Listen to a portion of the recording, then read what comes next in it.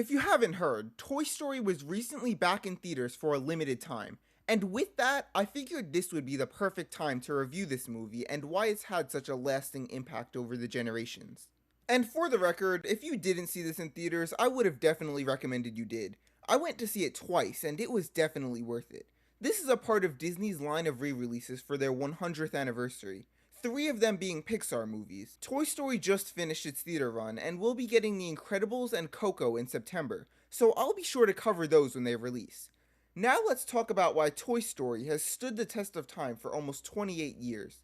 First of all, let's talk about the visuals. Obviously, the technology is nothing compared to today's standards, but the animation in this movie just holds a certain level of charm to it, considering this was the first time any studio had ever tried to make a feature film using CG animation. I can appreciate all of the shortcuts they took, such as how all the humans look like they're made of plastic, or how Andy's friends are copy and pasted models of himself with slight variation, especially in comparison to Pixar's newer movies where you can see how dramatically the technology has evolved. And even the set designs, you can tell, are very limited. Most of the movie is taking place in Andy's and Sid's house, and even if you look at a larger outdoor set, such as the gas station scene, you can see that even that is very limited, and you can't really see past the few buildings that confine the area. And if you compare that to, let's say, the carnival from Toy Story 4, buildings and carnival rides stretch out as far as you can see. The biggest and most challenging set to build was for the truck chase sequence. And this was a huge deal for the time because they had to create an entire neighborhood which had never been done before. So that's really all there is to say as far as technology goes. It's just really cool to see how everything that Pixar created all started with this movie.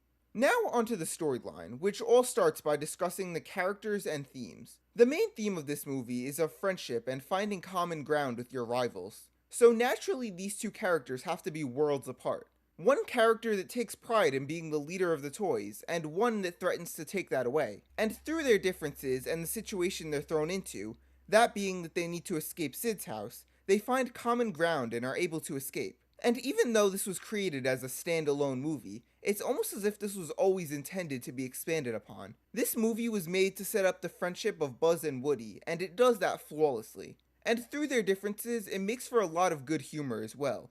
Mainly because both of them take themselves equally seriously, and even though Buzz is unaware of the fact that he's a toy, he takes pride in being a space ranger just as Woody takes pride in being the leader of Andy's bedroom. All of this is effectively set up in Act 1, where we are introduced to the daily life of the toys and their fear of being replaced. Woody is established as a strong leader who doesn't fear being replaced until it actually happens, and sees himself as untouchable compared to the other toys. Buzz enters the picture and shakes up his whole world, and through his own jealousy, he turns all of the toys against him. He ends up at Sid's house not by coincidence, but because of his own actions, and now they are forced to work through their differences in order to escape.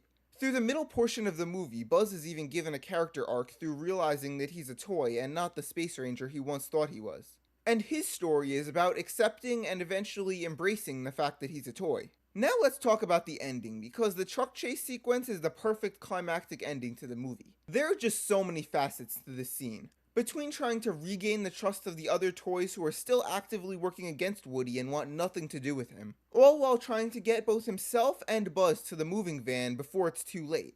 And even after getting the other toys back on his side, he's stranded with one final match from Sid, and just when you think this is how it ends, a car drives by and puts out the flame. It's just a scene that really keeps you on the edge of your seat from beginning to end, even for someone like me who's watched this movie countless times to the point where I could recite every line from memory.